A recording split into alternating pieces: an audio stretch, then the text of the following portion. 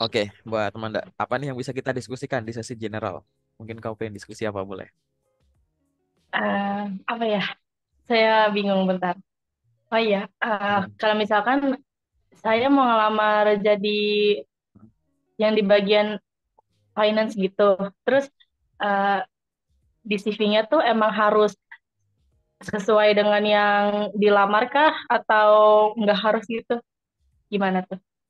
Oke, ini kita ngomongin secara general dulu ya, biar kamu ada gambaran. Di info locker yang ada di poster, oke, poster locker itu kan pasti kan ada kualifikasi di dalamnya.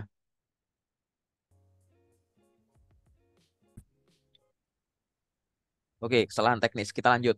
Jadi, yang namanya di poster lowongan kerja itu kan ada kualifikasi di dalamnya, kayak gitu. Nah, Hmm. kualifikasi itu ditulis, sebenarnya kualifikasi itu ada banyak. Tapi yang Hmm. sangat-sangat inti, yang sangat dibutuhkan itu biasanya yang ada di display, gitu, yang Hmm. unggulan. Walaupun kadang ada kualifikasi-kualifikasi yang merupakan skill-skill penunjang. Ingat ya, ada namanya skill Hmm. utama atau pengalaman utama, ada namanya pengalaman penunjang. Nah, yang ditampilkan itu adalah skill atau kemampuan utamanya dulu biasanya. Nah, itu Hmm. usahakan kamu benar-benar bisa memenuhi kayak gitu. Harus bisa memenuhi, usahakan. Kalau nggak bisa memenuhi gimana? Nah, kalau nggak bisa memenuhi, kamu boleh coba. Kenapa? Ada lowongan pekerjaan yang dia tuh nggak ketat, nggak strict. Ibaratnya tuh Hmm. hampir-hampir nyampe tuh nggak apa-apa. Misalkan Hmm. pengalaman minimum 1 tahun, tapi di situ kamu bisa ngelihat bahwa pengalamanmu tuh udah 10 bulan atau 9 bulan gitu. Coba aja nggak apa-apa kayak gitu. Atau misalkan kualifikasinya yang dualisme, misalkan gini, pengalaman minimum 1 tahun, fresh graduate dipersilahkan melamar. Padahal kamu Hmm. adalah seorang fresh graduate, nggak apa-apa ngelamar gitu. Jadi Hmm. usahakan kualifikasi itu yang utama dulu. Jadi cari loker yang sebisa mungkin kamu penuhi dulu kualifikasinya, kayak gitu. Hmm. Nah nanti karena tadi misalkan kamu ngomongin yang di bagian finance gitu, lihat dulu Hmm. kualifikasi yang dicari itu sama sekali kamu nggak punya atau kamu punya cuma dikit gitu. Boleh nyoba nggak? Ya boleh aja, coba aja dulu. Sambil nanti kamu juga tetap evaluasi. Oh berarti nanti kalau aku masih ngincar loker-loker ini butuh pengalaman yang lebih tinggi. Jadi kamu sambil belajar-belajar dulu biar nanti kalau ada loker serupa kamu bisa lamar kayak gitu. Soalnya ada Hmm. loker yang kualifikasinya itu ada yang ketat. Misalkan dibutuhkan S1 teknik lingkungan gitu. Itu teknik mesin ngelamar juga nggak lolos di administrasi itu. Teknik elektro nggak lolos karena kita nyari teknik lingkungan bener-bener butuh gitu. Tapi ada yang kualifikasinya tuh agak longgar. S1 minimal S1 semutan misalkan gitu. Minimal SMA atau SMK. Kan ibaratnya kalau ada minimal SMA atau SMK, SMA SMK jurusan apapun boleh gitu. D3 boleh ngelamar Hmm. nggak? Boleh karena itu minimumnya SMA SMK gitu-gitu. Ya, paham ya? Hmm. Gitu. Jadi kualifikasi itu dicek dulu karena loker ada yang ketat, ada yang enggak. Kualifikasi juga sama. Kalau memang cuma nyerempet kurang dikit, saranku dicoba aja. Barangkali tadi, kenapa kok boleh dicoba aja? Karena barangkali dari sisi skill unggulan kamu belum nyampe, tapi di belakang kamu kan kamu punya skill penunjang yang ibaratnya nggak disebut di lokernya, tapi itu berguna bagi loker ini. Nah, pastikan baik skill utama atau skill penunjang, pengalaman utama atau pengalaman penunjang itu tertulis dengan baik di CV-mu. Gitu, enggak? Paham ya? Gitu. Mungkin ada pertanyaan lain boleh. Silahkan. Kalau tips and trick untuk menjawab pertanyaan interview gitu gimana? Boleh? Gimana? Biar Kamu gak kamu pernah nggak gugup. ada? Oh, biar nggak gugup. Tips menghilangkan gugup ya. Oke. Mm. Yang aku kasih tahu ya. Interview itu kan menyampaikan informasi, ya nggak? Intinya kan itu.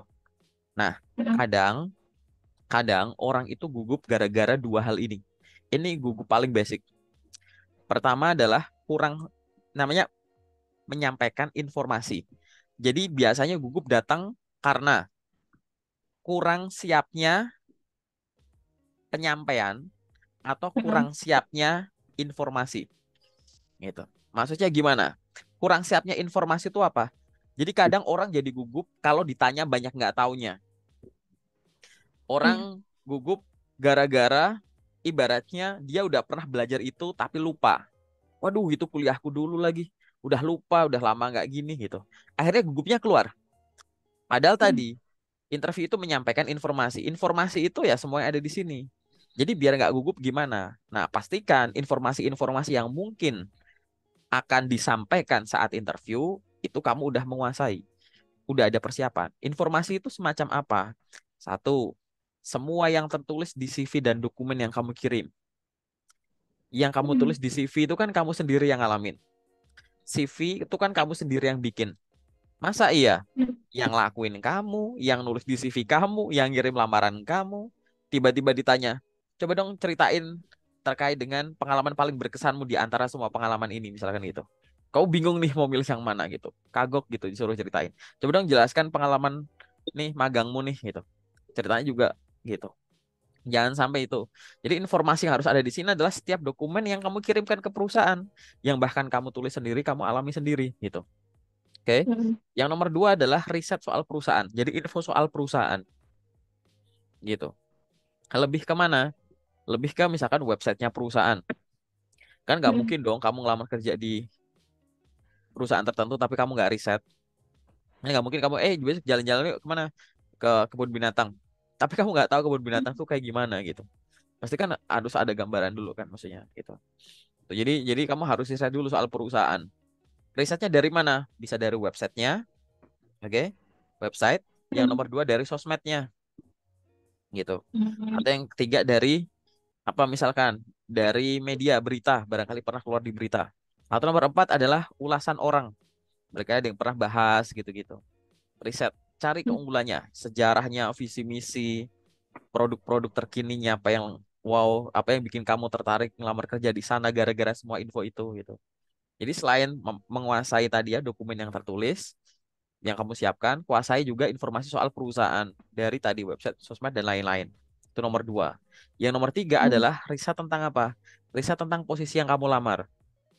Kamu ngelamar sebagai seorang staff finance. Misalkan kamu belum pernah pernah kerja jadi staff finance, tapi kamu ngelamar jadi staff finance. Kan kamu bisa browsing dulu cari di internet gitu. Tugas dan tanggung jawab staff finance. Baca-baca aja dulu biar kamu ada gambaran. Apalagi tadi loker-loker yang ingin kamu lamar itu loker yang sesuai dengan background pendidikanmu. Kan bayanginnya lebih mudah gitu, ya kan?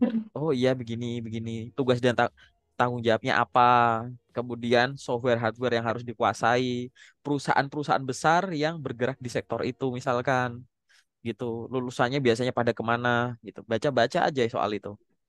Ya, jadi biar kamu nanti menguasai riset soal posisi yang dilamar gitu. Jangan sampai nanti di interview ditanya sesuatu kamu nggak bisa, padahal itu riset di internet ada. Apa yang Anda ketahui tentang perusahaan kami? Ngomongnya sekenanya. Beda loh. Kamu tahu sekenanya sama bener-bener yang riset dulu gitu kan. Apalagi soal posisi yang kamu lamar gitu. Mengapa kamu ngerasa sebagai kandidat yang paling tepat untuk mengisi posisi ini? Kan pelamar untuk posisi ini ada banyak. Kenapa kamu yang paling tepat? Ini kan kamu harus riset juga soal profesi kamu nanti ya, soal posisi ini dihubungkan dengan kemampuan yang kamu miliki. Nah, riset soal tadi tentang dokumen tadi ya, kemudian perusahaan, ketiga adalah tentang posisi yang kamu lamar, dan yang terakhir nomor empat adalah riset tentang pertanyaan yang biasa muncul saat interview. Jadi namanya orang interview kan udah dari dulu juga ada orang interview. Nah, sebagian orang yang interview itu udah berbagi tuh di internet banyak. Bahkan di channel YouTubeku juga ada. Buka aja playlist tes interview. Di situ aku ya sharing sedikit tentang pertanyaan interview HR atau user yang biasa muncul. Walaupun kamu belum pernah ngadepin interview, nonton begitu, memahami begitu itu nggak masalah. Banyak orang salahnya apa? Nggak meluangkan waktu untuk tadi familiar dengan pertanyaan yang biasa muncul. Yang kedua, belajar tapi bukan belajar, lebih ke menghafal. Aku mau belajar soal interview, nonton kontennya orang, baca sana sini. Tapi mental kita apa? Menghafal. Oh, nanti kalau ditanya apa kekurangan dan kelebihan kamu, jawabannya begini. Nanti kamu ngomong nggak kelihatan kayak manusia, nggak kelihatan manusia yang lagi ngobrol, tapi lagi apa? Menghafal, gitu. Interview itu bukan hafalan. Interview itu bukan setoran hafalan. Nah, ini keren nih bahasanya nih. Interview itu bukan setoran hafalan. Kamu belajar soal interview itu diambil logikanya aja. Jadi tiap kali ada pertanyaan interview ya, misalnya kamu belajar pertanyaan interview, kamu harus menanyakan, kenapa pertanyaan ini ditanyakan? Kenapa ya kira-kira gitu? Lalu apa yang boleh dan nggak boleh disampaikan pada saat menjawab pertanyaan ini? Lalu gimana ya cara menyampaikannya? A- ada nggak alternatif lain cara menyampaikannya? Kalau aku nanti beneran gugup dan nggak sengaja salah ngomong, gimana balikin ke jawaban yang bener? Gitu, itu harus kamu bayangkan. Gitu. Dan itu caranya tadi. Gitu. Banyak orang-orang udah berbagi, baca-baca aja dulu sebelum praktek-praktek. Gitu. Jadi itu adalah 4 hal untuk di sini nih. Tadi ya, menyampaikan informasi, ini nguatin informasi. Baca dokumen yang kamu kirim, riset soal perusahaan, riset soal posisi yang dilamar, dan riset tentang pertanyaan yang biasa muncul saat interview. Saat semuanya ini katakanlah kamu sudah punya cukup persiapan, ini bisa digunakan untuk meminimalisasi kemungkinan kamu gugup gara-gara nggak siap jawaban. Gitu. Walaupun nanti akhirnya sama-sama ada yang nggak tahu, beda. Gitu. Dan balik lagi ya, nggak bisa jawab itu kalau kamu udah punya persiapan ini, kamu logikanya nanti jalan. Contoh, misalkan gini. Misal kamu nanya sama kamu, Manda, kamu pernah nggak ngolah data angka pakai Microsoft Word? Kalau kamu nggak belajar, kamu akan jawab, belum Pak, belum pernah. Tapi kalau kamu udah belajar, pasti kamu punya ide buat jawab, oh, saya ngolah data pernah Pak, tapi pakainya Microsoft Excel. Kalau Word belum pernah. Paham nggak? Ini pertanyaan Iya. simple, padahal beda loh. Nggak, kamu pernah bikin nasi goreng pakai panci penggorengan enggak? Oh, belum pernah. Saya bikin nasi goreng pernah pakai rice cooker gitu. Ini sebenarnya kan 2 hal yang digabung. Pernah nggak kamu bikin nasi goreng sama pernah nggak kamu pakai rice cooker? Pakai penggorengan. Kayak tadi deh, pernah nggak kamu ngolah data pakai Word? Ini kan 2 hal. Pernah nggak ngolah data sama pernah nggak pakai Word gitu. Kalau kamu pernahnya ngolah datanya pakai Excel ya tadi. Oh, saya belum pernah Pak mengolah data menggunakan Word, tapi saya pernahnya menggunakan Microsoft Excel. Banyak orang kalau ditanya nggak tahu ya. Kadang kan diuji gitu. Kamu pernah ngehandle data gini nggak sih? Oh nggak Pak, saya belum pernah. Kayak mutlak gitu. Padahal mungkin dari kalimatnya dia, yang ininya pernah, tapi ininya belum. Karena waktu ngolah ini saya pakai ini. Nah, ini kan logika-logika yang bisa muncul kalau kamu udah ngelatih tadi. Gitu. Itu. Banyak orang kayak pernah ini nggak? Belum Pak. Wah, jadi kayak mutlak belum pernah sama sekali. Kamu tahu soal ini nggak? Oh, saya nggak tahu Pak. Kamu tahu nggak cara bikin gini gini gini pakai ini? Saya nggak tahu Pak. Akhirnya ya itu nggak tahu, make itu juga nggak tahu, jadi double gitu. Nah ini contoh-contoh aja gitu.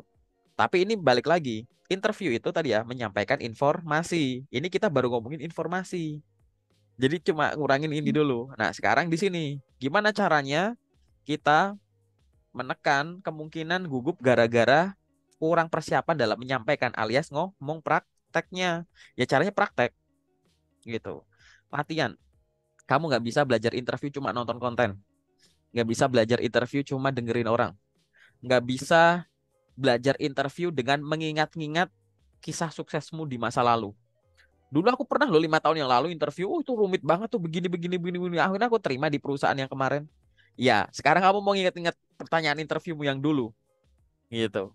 Padahal selama 5 tahun ini kamu nggak pernah ditanya itu lagi, nggak bisa, harus praktek, tahu ya, gitu.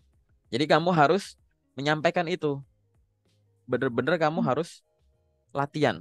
Ngomong sendiri dulu boleh, ditulis dulu biar bahasanya rapi, kayak pura-pura jadi ngafalin skrip gitu. Latihan intonasinya. Perkenalkan nama saya ini, saya merupakan lulusan S1 dari universitas ini gitu-gitu gitu. Pura-pura ditanya perkenalan diri gitu. Baca aja dulu, habis itu ngomong. Nah, habis itu mungkin role play sama temenmu. Role play sama siapa? Coba kamu nanya aku pertanyaan apapun, aku jawab. Dinilai nanti. Oke, gantian ya, aku yang nanya gitu. Tuh. Atau kamu latihan sama aku juga boleh gitu. Banyak kok teman-teman yang latihan sama aku. Pak, aku dilatih interview gitu. Habis itu aku suruh pakai record gitu. Jadi kayak ini aku ada beberapa pertanyaan. Nah, satu pertanyaan dijawab pakai video gitu. Nanti aku kasih feedback gitu. Itu caranya begitu. Nah, praktek ini tadi meminimalisasi kemungkinan kamu gugup gara-gara gitu. Nggak kebiasa ngomong itu gitu-gitu. Nah, 2 hal ini ya, 2 hal ini kalau dikombinasikan tadi, kemungkinan kamu gugup gara-gara nggak siap jawaban, nggak siap materi, udah berkurang drastis. Dengan praktek tadi, gugup kamu itu juga udah tekan drastis. Nggak ada yang namanya, wah ini baru interview pertamaku. Wah aku juga orangnya kelihatan ini galak nih, orangnya nggak bisa senyum nih. Wah ruangannya kelihatan menekan banget gini gitu. Wah, aku diinterview sama banyak orang, nggak ada kayak begitu. Biasanya tuh dua hal ini tuh kayak begitu. Kalau dikombinasikan, kemungkinan kamu gugup gara-gara dua hal ini itu akan sangat berkurang. Khususnya tadi, banyak orang yang aku ceritain ya berdasarkan pengalamanku nge-review orang gitu. Gugup tuh karena kurang persiapan dua ini doang. Termasuk tadi belajarnya metode menghafal. Kenapa kok aku bilang hafalin dulu atau pahami dulu? Ya pahami aja gitu. Kenapa harus pahami di luar sana? Ya beda orang kan beda pertanyaan, ya nggak sih? Beda orang juga beda bentuk pertanyaan. Jangan sampai kamu pakai metode menghafal, sebenarnya nanyain hal yang sama, tapi pakai bahasa yang beda, tapi kamu nggak sadar, gitu. Jadi banyak sekali di luar sana, kalau kamu udah berkali-kali ngadepin interview, ada pertanyaan ya, misal kamu interview di perusahaan A, B, C, D, E. Pertanyaannya kayaknya beda-beda, tapi intinya tuh menanyakan hal yang sama, gitu. Nah, bayangkan aja nanti kalau ada yang nanya dengan bahasa yang beda, kamu malah salah tangkap. Karena tadi menghafal, wah ini nggak ada di hafalanku nih, ini jawabnya gimana gitu. Panik, gugup, pengen interviewnya cepat selesai lah, ngomongmu banyak fillernya lah, suara suara jadi pelan, keringetan, pengen pingsan dan lain-lain, perut mules gitu-gitu. Itu udah biasa gitu. Nah ini coba kamu pahami dulu. Dua hal ini sama pentingnya. Nggak bisa kamu tiba-tiba jago cuma gara-gara baca mulu, nggak bisa. Kamu praktek mulu, tapi teorinya nggak diperkuat nanti ngomongnya nanti asal nggak terarah. Kalau kamu latihan cuma praktek terus, nanti mungkin di interview, nah ini aku kasih tahu ya, biasanya, tapi nggak selalu. Orang kalau belajar teori terus, tapi prakteknya kurang, gitu, nanti akhirnya biasanya ngeluhnya gini, Kak, aku tuh kalau interview tuh suka belibet, suka lupa ngeblank gitu mau ngomong apa. Padahal aku udah tahu harus ngomong apa. Tapi kalau interviewnya udah selesai, aku baru tahu tuh. Dari tadi tuh aku pengen ngomong gitu tuh susah, gitu. Kenapa? Karena pikiran dia dilatih terus. Dia tahu harus ngomong apa, tapi mulutnya nggak dilatih. Mulutnya nggak bisa ngikutin kecepatan otaknya. Gitu. Aku tuh tahu maksudnya apa, tapi nyusunnya tuh belibet gitu. Biasanya tuh ngeluhnya kayak begitu. Atau sebaliknya, kalau kamu latihannya praktek ngomong terus, tapi kamu nggak tadi ya nggak riset soal perusahaan, nggak riset soal ini itu, nggak baca-baca dokumen gitu. Nanti kalau interview biasanya, kamu akan ngerasa perasaan semua pertanyaan udah bisa aku jawab deh dengan benar. Tapi kok nggak dipanggil ya? Gitu. Bener ini kan dalam tanda kutip relatif menurutmu. Takutnya gini, kalau kamu belajar interviewnya, belajar terus, teorinya nggak kamu pelajari, kemampuan komunikasimu jadi bagus. Nah, karena tidak dibatasi dengan teori yang harus kamu sampaikan tadi, akhirnya apa? Kamu sangat menikmati ngomong, sampai ngomong kemana-mana itu nggak sadar. Intinya tuh ya ditanya ini, tapi kamu jago ngomong, jadi ngomong belok ke sana, belok ke sini, kelihatannya tuh lancar aja, tapi nggak kena intinya. Pendengar itu kayak ini orang poinnya tuh nggak salah, bukan itu yang kita maksud gitu. Nah ini biasanya nggak selalu gara-gara tadi. Misalkan kamu nggak pernah belajar, kamu lulusan baru nggak pernah belajar, kebetulan pendidikan kemarin waktu kuliah kamu aktif dalam berbagai organisasi dan kepanitiaan. Kamu udah jago ngomong tuh, gara-gara modal kehidupanmu sebelumnya gitu kan. Begitu ada interview kamu nggak pernah belajar, wah jawab pertanyaan kayaknya kelancar aja, kayak keren aja. Tiba-tiba nggak lolos baru nanya, ini kenapa ya? Nah itu biasanya. Nggak selalu, tapi biasanya begitu. Karena kamu ngomong saking enjoynya ngomong, karena itu yang paling dilatih, teorinya nggak kena, kata kuncinya nggak kena, kamu nggak sadar gitu. Ini kalau ketimpang, apalagi dua-duanya kurang ya kan, ya udah gitu. Nah nanti kalau dua hal ini udah kuat, apakah nggak ada faktor lain? Ya ada faktor eksternal. Misalkan hal-hal yang tidak terduga. Kamu udah jadwalin buat datang interview, ternyata telat gara-gara keretanya gangguan misalkan. Kamu sampai tempatnya udah on time, tiba-tiba di depan gedungnya kepleset, sepatumu solnya lepas, panik. Kamu bersin terlalu kenceng, kancingmu lepas jatuh, bingung nggak ada pengaitnya, gitu-gitu. Ini kan hal teknis yang simple, gitu. Kamu udah nyiapin dokumen-dokumen, begitu udah nyampe, mau dikumpulin, waduh, kok nggak ada. Itu hal-hal teknis kecil-kecil. Nah, kalau teknis kecil-kecil kayak tadi, yang sifatnya bisa disiapin ya, oke, kamu butuh ketelitian itu. Tapi kalau yang sifatnya kayak musibah-musibah kayak tadi ya yang kita nggak bisa kontrol ya, itu nggak masalah itu. Yang penting jangan sampai tadi untuk persiapan-persiapan yang bisa disiapkan malah nggak disiapin. Itu nanti sama aja. Terus tips terakhirnya apa? Jangan belajar dadakan. Walaupun sekarang nih belum ada yang manggil kamu ke interview lagi, belajar interview. Karena kalau orang itu gimana sih orang yang jago interview itu? Mau di interview sekarang kek, nanti kek, besok kek, lusa kek, dia tetap lancar. Bahkan dia udah nggak usah review lagi, ya udah lancar. Ayo spontan aja udah, karena udah siap. Nah ini tipe-tipe orang yang belajarnya dari jauh-jauh hari. Jangan belajar sesuatu yang di depan mata. Oh ini belum ada panggilan tes, ya udah sih edit CV terus isinya. Nanti ada psikotes baru. Waduh 2 hari lagi psikotes, sekarang baru kak tips psikotes gimana gitu. Kenapa nggak dari dulu dulu? Besok lagi ada interview kan minta tips dan trik dong. Kalau interview HR gimana? Lah kan aneh. Gitu. Masa 2 hari lagi ada medical check up, terus sekarang kamu olahraga gitu, terus besok olahraga gitu, terus bagus hasilnya, masa gitu? Ya enggak, itu jauh-jauh hari gitu loh, ya kan? Jadi semua tahapan rekrutmen itu, walaupun belum ada panggilan, loker yang kamu lamar juga belum ada, bahkan belum wisuda ibaratnya, bisa kamu pelajari, dicicil dulu. Jadi nanti kalau udah mendekati enak, gitu. Nah itu adalah ciri-ciri atau contoh deh ya, contoh cara ngilangin gugup, gitu. Kalau aku jawabnya, oh, biasakan ngobrol sama banyak orang gini. Ah, itu general gitu. Karena orang yang biasa ngomong pun kalau dia jarang ada di situasi interview juga gugup pasti. Nggak lancar, nggak luwes gitu. Ya kan? Gitu. Makanya kamu bikin situasi interview sendiri dengan cara tadi praktek sendiri, praktek sama orang, latihan kayak gitu. Oke? Paham ya buat Manda ya gitu. Mungkin ada pertanyaan lanjutan boleh yang sifatnya Hmm, jauh ini kan berdasarkan.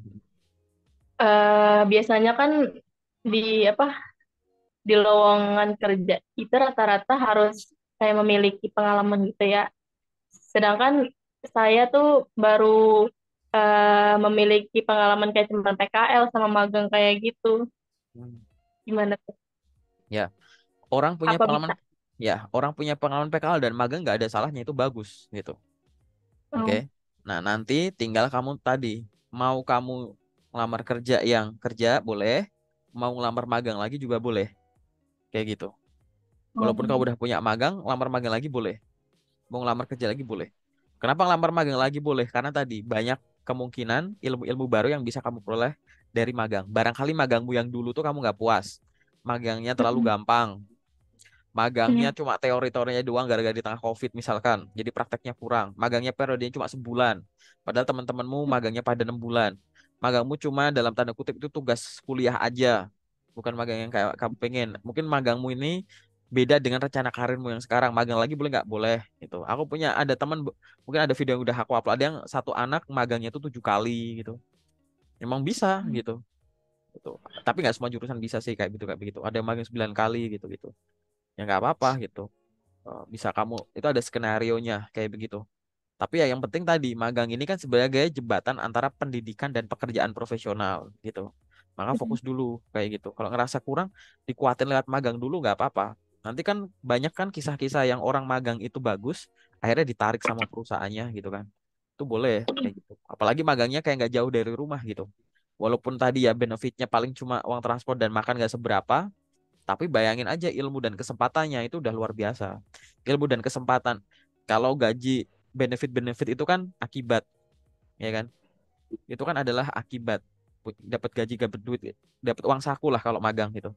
Itu kan mm, akibat. Tapi kalau kamu pinter, jadi pernah ini itu, bisa ngoperasi ini itu penyebab. Penyebab yang nantinya kamu dibayar gede gitu. Itu. Penyebab orang dibayar apa? Kerja dengan baik dan benar kan, jago. Nah, gitu. Magang itu sebenarnya momen kamu lebih fokus ke penyebabnya daripada akibatnya gitu. Kamu belajar sungguh-sungguh, kuasai materinya, akhirnya kamu punya penyebab kamu layak direkrut oleh perusahaan bukan untuk magang gitu. Kalau akibat kan nanti kan otomatis muncul sendiri gitu. Akibat kamu kerja dengan baik pasti nanti tetap ada gaji gitu. Nah, coba berfokus ke penyebab kamu layak dibayar gede gitu. Jadi ngelamar kerja atau magang juga boleh. Tapi banyak lowongan kerja tulisannya pengalaman minimum sekian gitu. Balik lagi, di lowongan tersebut tulisannya pengalaman kerja minimum sekian atau pengalaman minimum sekian. Kalau pengalaman minimum sekian, nggak harus diisi dengan pengalaman kerja gitu. Hmm. Pengalaman minimum 1 tahun menggunakan Microsoft Excel. Sama pengalaman kerja minimum 1 tahun menggunakan Excel. Beda. Kalau pengalaman kerja minimum 1 tahun menggunakan Excel, artinya kamu pernah kerja di suatu tempat di mana pada saat kerja kamu pakai Excel.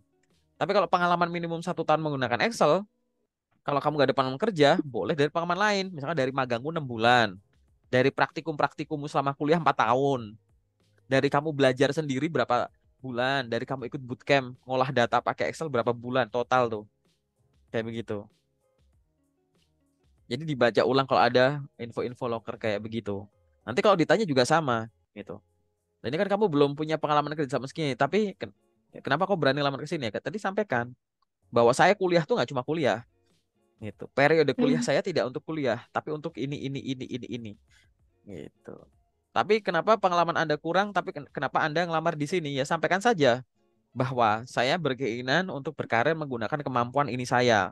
Sebelumnya memang saya memiliki pengalaman untuk melatih kemampuan saya tadi dari magang, dari ini. Dan saya juga menyadari bahwa saya tidak dapat mempraktekkan atau berkontribusi melalui magang karena itu periodenya terbatas. Sehingga dengan kemampuan yang saya miliki, saya mencari kesempatan agar saya bisa mempraktekkan apa yang sudah saya miliki dan mengembangkan kemampuan saya dengan periode lebih panjang. Seolah-olah ya makanya gitu. Periode kemarin kan terbatas, makanya gue ngelamar di perusahaan lu sekarang gitu. Soalnya kamu bilang gitu. Jangan pakai bahasa yang formal gitu. Jadi pengalaman tadi balik lagi. Kalau tuh hanya pengalaman minimum ini, pengalaman minimum gitu gitu. Nggak apa-apa, beda kok pengalaman sama pengalaman kerja. Nggak harus dari pengalaman kerja gitu. Paham ya? Gitu.